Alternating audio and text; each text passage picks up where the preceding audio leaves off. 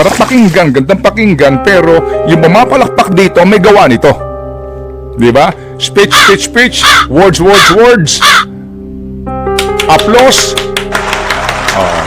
Ikaw na nakikinig, ganon. Sa totoong buhay, wala po. Walang katotohanan kasi salita. Malayo sa realidad. Yung pumapalakpak ang may gawa ng paglalayo sa realidad. Think about it. Oh my gosh. Napapaisip tuloy yung mga pumalakpak kahapon na wala doon sa loob. Sabi ng mga nanood, "Ay, parang gusto nilang bawiin bigla yung palakpak nila." May point, ano? Oo nga Hindi ba ito? Ano ba? Nag-speech ang Pangulo.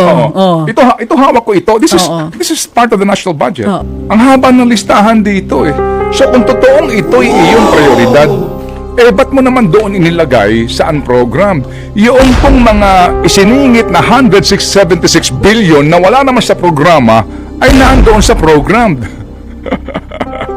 Ano ibig sabihin yan? Kapag kukupitan, nandun. Okay. Ay, nako.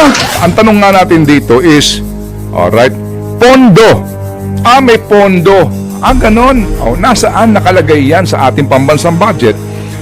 Kung nakalagay sa unprogrammed appropriations, ibig sabihin, nakalista ka nga bilang proyekto pero wala kang pera. Nasa! Example, Opo, ito Social pension for indigent senior citizen. 5.7 billion. Ito po ay page, Opo, ito'y page 742 ng pambansang budget. Check it out. So, ano ibig sabihin nito? Hindi ba ho dapat ang pensyon ngayon ay 1,000 na? From 500 to 1,000. Kaya po hindi complete na ibibigay yung pensyon sa mga mahihirap po na mga senior kasi walang pera. Bakit? Nasa ang program Halimbawa po sa pambansang pabahay para sa Pilipino program, 8 billion po ito.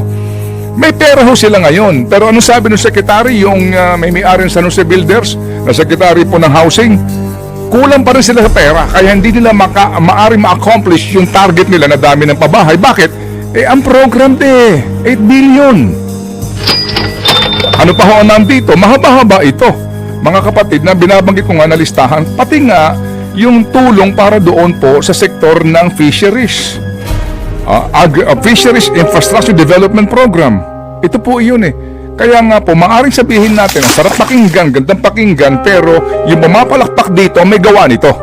Sabi po maging ng mga nag-aral sa budget, may mga wala naman sa listahan, isiningit doon. Mga pet projects. Yung mga nasa listahan, isinantabi. Yung mga importante, ito pati sa pabahay Opo, 10 billion sa pabahay program ng NHA. Isinantabi rin po ito. So meaning, iba sinasabi sa ginagawa. Yung po ang pananaw dito ng iba ng mga nag-aral po sa pambansang budget ngayon.